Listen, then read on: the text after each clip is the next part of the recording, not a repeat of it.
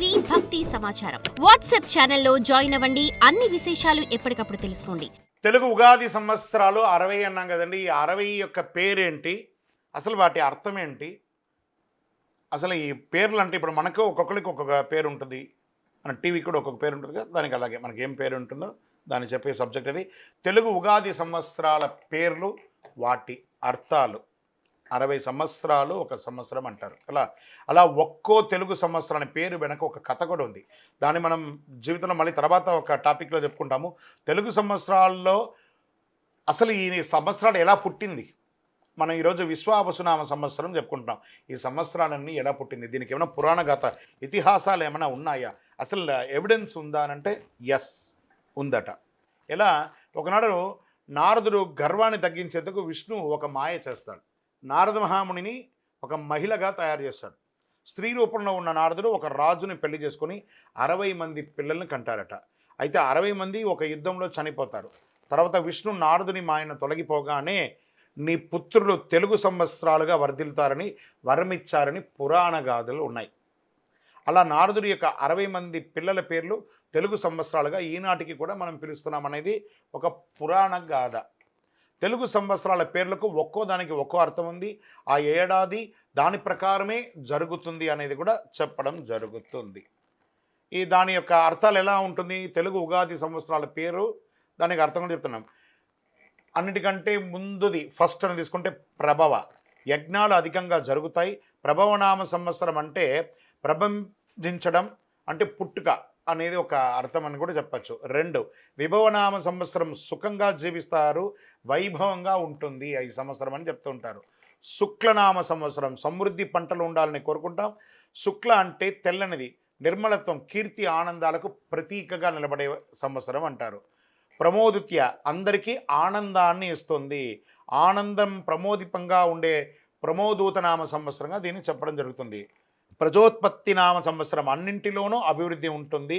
ప్రజ అంటే సంతానం, సంతాన వృద్ధి కలిగి ప్రజోత్పత్తి పెరుగుతుంది అని చెప్పడమే ఈ యొక్క సంవత్సరంగా. ఆంగీరస నామ సంవత్సరం భోగాలు కలుగుతాయి.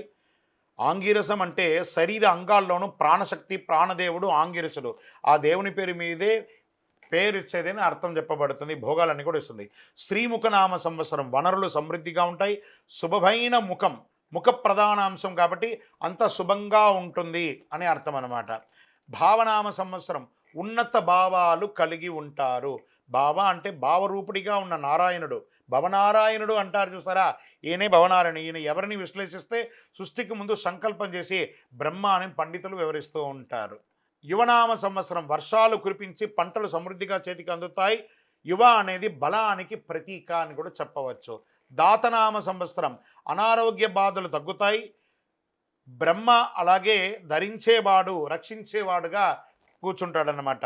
ఈశ్వరనామ సంవత్సరం ఇది 11 క్షేమం, ఆరోగ్యాన్ని సూచిస్తుంది, పరమేశ్వరుడే అని కూడా చెప్పవచ్చు. 12వ సంవత్సరం బహుధాన్యనామ సంవత్సరం దేశం సుభిక్షంగా సంతోషంగా ఉండాలని సూచిస్తుంది. సుభిక్షానికి మారు పేరంటే బహుధాన్యం అంటారు. 13వ సంవత్సరం ప్రమాదినామ సంవత్సరం వర్షాలు మధ్యస్థంగా ఉంటాయి. ప్రమాదములు అన్నిట్లోనూ అర్థవర్తంగా సంవత్సరంతో ప్రమాదాలు జరుగుతాయని భయపడుతూ ఉంటారు. విక్రమనామ సంవత్సరం పంటలు బాగా పండి రైతన్న సంతోషిస్తారు, విజయాలను సాధిస్తారు. విక్రమ అంటే విక్రమ పరాక్రమం కలిగిన వాడు అని అర్థం. 15వ సంవత్సరం వృషనామ సంవత్సరం వర్షాలు సమృద్ధిగా కురుస్తాయి. చర్మ వ్యాధులంతా కూడా తొలగిపోయే ఒక మంచి చర్మానికి డెర్మటాలజిస్ట్ అంటూ ఉంటారు కదా, ఈ చర్మానికి సంబంధించిన సంపూర్ణమైనటువంటి ఆ యొక్క వాతావరణంలో మేలు కలుగుతుందట. 16వ సంవత్సరం చిత్రబాణునామ సంవత్సరం అద్భుతమైనటువంటి ఫలితాలను పొందుతారు. చిత్రబాణుడు సూర్యుడు ప్రధాన లక్షణం ప్రకాశింపజేయుట. చిత్రమైన ప్రకాశం అంటే మంచి గుర్తింపు పొందే ఒక సంవత్సరం అంటారనమాట. 17వ సంవత్సరం శోభాను క్షేమం, ఆరోగ్యం. శోభాను స్వయం ప్రకాశంగాన్ని గుర్తించి సుశక్తి మీద పైకెదిగేదని అర్థం. 18 తారణనామ సంవత్సరాలు మేఘాలు సరైన సమయంలో సమృద్ధిగా వర్షాలు కురుస్తాయి. తారణం తరింపజేయడం అంటే దాటించడం, కష్టాలను దాటించి గట్టెక్కించే నామ సంవత్సరం అని అర్థం. పార్థివ నామ సంవత్సరం ఐశ్వర్యం, సంపద పెరుగుతాయి. పార్థివ పృథ్వీ సంబంధమైనది, గుర్రం అనే అర్థాలున్నాయి. భూమికి ఉన్నంత సహనం పనిచేసే వాడికి అర్థం అనమాట. వ్యయనామ సంవత్సరం అతివృష్టి, అనవసర ఖర్చులు, ఖర్చు కావడం. ఈ ఖర్చు శుభాల కోసం ఖర్చైన ఉంటుందని సర్వాణి అర్థం అన్నమాట. సర్వజిత్ నామ సంవత్సరం సంతోషకరంగా చాలా వర్షాలు కురుస్తాయి. సర్వజిత్తు సర్వాన్ని జయింపజేయగల సంవత్సరం అని అర్థం.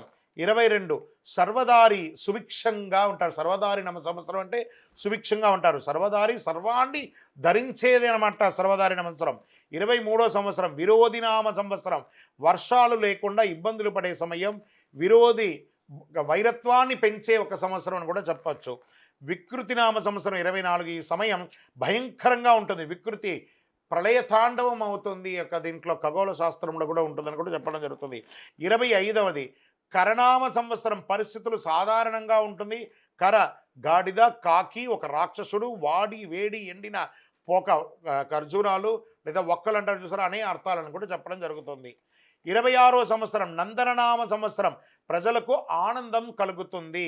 నందన ఒక ఇంటిలో ఒక అమ్మాయిని గుర్తు పెట్టుకోవచ్చు, ఉద్యానవనం అని చెప్పచ్చు, ఆనందాన్ని చెప్పచ్చు, తర్వాత సంతోషాన్ని చెప్పచ్చు, అందమైన విషయం అని చెప్పచ్చు, కలగజేసేదని కూడా చెప్పచ్చు.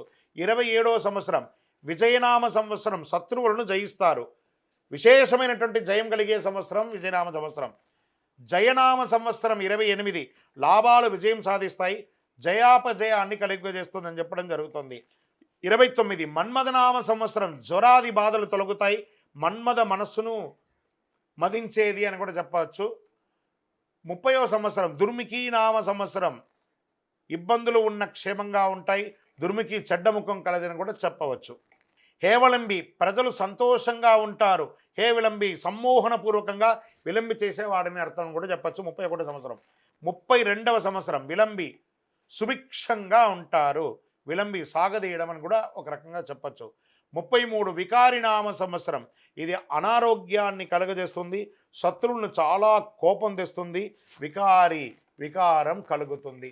ఈ సమయంలోనే మన భారతదేశంలో మనం ఏమేమి జరిగిందో అన్నీ చూసాం. భారతదేశమే కాదు ప్రపంచ దేశం అంతా కూడా ఏం జరిగిందో చూసాం. సార్వరి పంటలు దిగుబడి తక్కువగా ఉండే సమయం. సార్వరి రాత్రికి సంబంధించినటువంటి సంవత్సరంగా చెప్పచ్చు. 35 ప్లవనామ సంవత్సరం నీరు సమృద్ధిగా ఉంటుంది. ప్లవ తప్ప కప్ప జువ్వి దాటించినదని కూడా చెప్పవచ్చు. 36వ సంవత్సరం శుభకృత్ శుభాలను కలిగించే ఒక నామ సంవత్సరంగా చెప్పవచ్చు.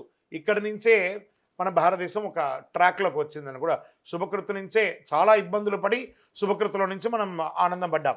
శుభకృతు నామ సంవత్సరాలు శుభాన్ని చేసే ఒక సంవత్సరం 36 అని చెప్పచ్చు. 37వ సంవత్సరం శోభకృతు నామ సంవత్సరం లాభాలు ఇస్తుంది, శోభకృతు శోభను కలుగదిస్తుంది. 38వ సంవత్సరం గత సంవత్సరం క్రోధినామ సంవత్సరం కోపం కలిగిస్తుంది. క్రోధి చాలా వాతావరణంలోనూ చూసాం, రాజకీయాల్లోనూ చూసాం, సమాజంలోనూ చూసాం, ఎన్నో అరిష్టాలను కూడా చూస్తాం క్రోధినామ సంవత్సరంలో. ఇప్పుడు వచ్చిన సంవత్సరం విశ్వావసునామ సంవత్సరం 39 ధనం సమృద్ధిగా ఉంటుంది.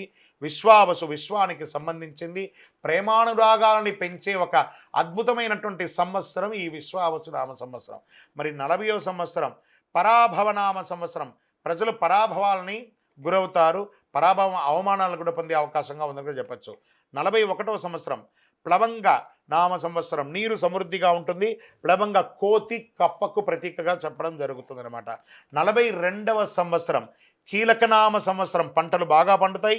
కీలక పశువులను కట్టేందుకు ఉపయోగించే ఒక కొయ్యి అంటారు దాన్ని, కీలకనామం. దాన్ని అంటే మనం ఏ పని చేసినా అడవడిగా ముందుకు లేకుండా కట్టి ఆపే ఒక అద్భుతమైనటువంటి సంవత్సరం అని కూడా చెప్పచ్చు. 43 సౌమ్యనామ సంవత్సరం అని చెప్పచ్చు. శుభ ఫలితాలు అధికం, సౌమ్యం మృదుత్వం అని కూడా చెప్పచ్చు. 44వ సంవత్సరం సాధారణ నామ సంవత్సరం. సాధారణ పరిస్థితులు ఉంటాయి, సాధారణ సామాన్యాలు కలిగి ఉన్నటువంటి సంవత్సరాన్ని సౌమ్యనామ సంవత్సరం అంటారు. విరోధి కృతనామ సంవత్సరం 45వది. ఇది ప్రజల్లో విరోధం ఏర్పడుతుంది. విరోధాలను కలిగింపజేసే ఒక సంవత్సరం కాబట్టి జాగ్రత్తగా ఉండవలసిన సమయం విరోధికృత నామ సంవత్సరం. 46 పరిధావి నామ సంవత్సరం ప్రజల్లో భయం ఎక్కువ ఉంటుంది. పరిధావి భయంకరమైనటువంటి ప్రళయాలు జరిగే ఒక సంవత్సరంగా కూడా చెప్పడం జరుగుతుంది. 47 ప్రమాదీచ ప్రమానామ సంవత్సరం ప్రమాదాలు ఎక్కువ, ప్రమాదకరమైనటువంటి సంవత్సరంగా వాహనం నడిపేటప్పుడు కానీ, ప్రళయం కానీ, విపత్తు కానీ, భూకంపాలు కానీ జలప్రళయం కానీ జరిగే ఒక సంవత్సరంగా 47వ సంవత్సరంగా చెప్తుంది. 48వ సంవత్సరం ఆనందనామ సంవత్సరం.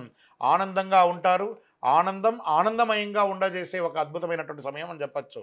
49వ సంవత్సరం రాక్షస కఠిన హృదయం కలిగి ఉంటారు. రాక్షసత్వాన్ని కలిగి ఉంటారు.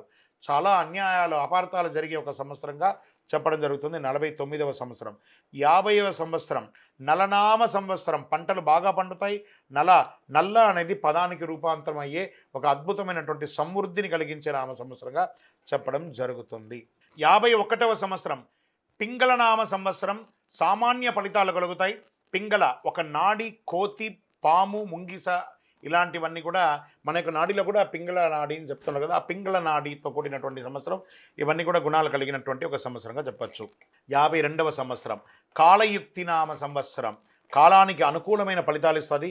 కాలయుక్తి కాలానికి తగిన యుక్తిని కలిగించి అన్ని రకాలుగా మేలు చేసే ఒక అద్భుత సంవత్సరం అని కూడా చెప్పచ్చు.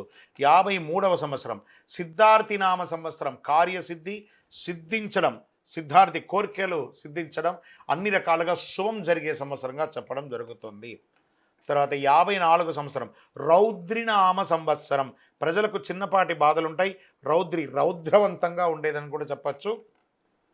ఒకరికొకరు అన్నదమ్ములు, అక్క చెల్లెలు, తల్లిదండ్రులు, అత్తమామలు, లేకపోతే సమాజంలో ఫ్రెండ్స్, రాజకీయంగాను సామాజికంగాను ఏదో ఒక రకమైనటువంటి కోపం, రౌద్రం ఉంటూ ఉంటుంది. ఆ సంవత్సరం అంతా కూడాను జాగ్రత్తగా ఉండాలి. 55వది దుర్మతి నామ సంవత్సరం. వర్షాలు సామాన్యంగా ఉంటాయి. దుర్మతి దుష్ట బుద్ధి కలిగినటువంటి ఒక సంవత్సరంగా ఉంటుంది. ప్రతి ఒక్కళ్ళ దగ్గర కూడాను మనకు తెలియకుండానే ఆ వాతావరణంలో వచ్చే మార్పిడి, ఆ గ్రహాల యొక్క మార్పిడి వల్ల మనలో కూడా దుష్టబుద్ధి వచ్చే అవకాశాలు ఉంటాయి. ఆ సంవత్సరం జాగ్రత్తగా ఉండాలి అని కూడా చెప్పచ్చు.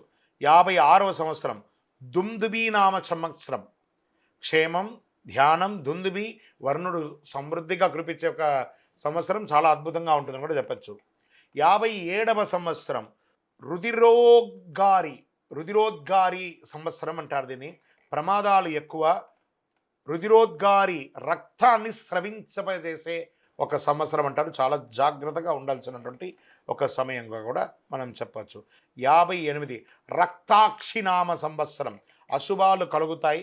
రక్తాక్షి ఎర్రని కన్నులు కలదిగాను చాలా అనర్థాలు జరిగే సంవత్సరంగా కూడా దీన్ని మనం భావించవచ్చు. జాగ్రత్తగా ఉండాల్సిన సమయం. 59 క్రోధన నామ సంవత్సరం. విజయాలు సిద్ధిస్తాయి. కోప స్వభావాన్ని కలిగి ఉన్నా కూడా జయం మాత్రం ఉంటుందని కూడా చెప్పడం జరుగుతుంది. ఆఖరిగా అక్షయనామ సంవత్సరం. తరగని సంపదను, ఏ విధమైనటువంటి దరిద్రానైనా దాన్ని నశింపజేసి ఆనందం కలిగినటువంటి నామ సంవత్సరంగా 60వ సంవత్సరానికి. ఇలా మనకు తెలుగు ఉగాది సంవత్సరాల పేర్లు, వాటి యొక్క అర్థాలు. ఎందుకంటే ఇది చాలామందికి లోపల ఉన్నటువంటి ఒక సందేహం. తెలుగు నామ సంవత్సరం అంటే ఏంటి, దాని అర్థం ఏంటి, ఈ సంవత్సరం యొక్క పేరేంటి, ఈ సంవత్సరం యొక్క నంబర్ ఏంటి అనేది. For more videos like this, subscribe Big TV channel.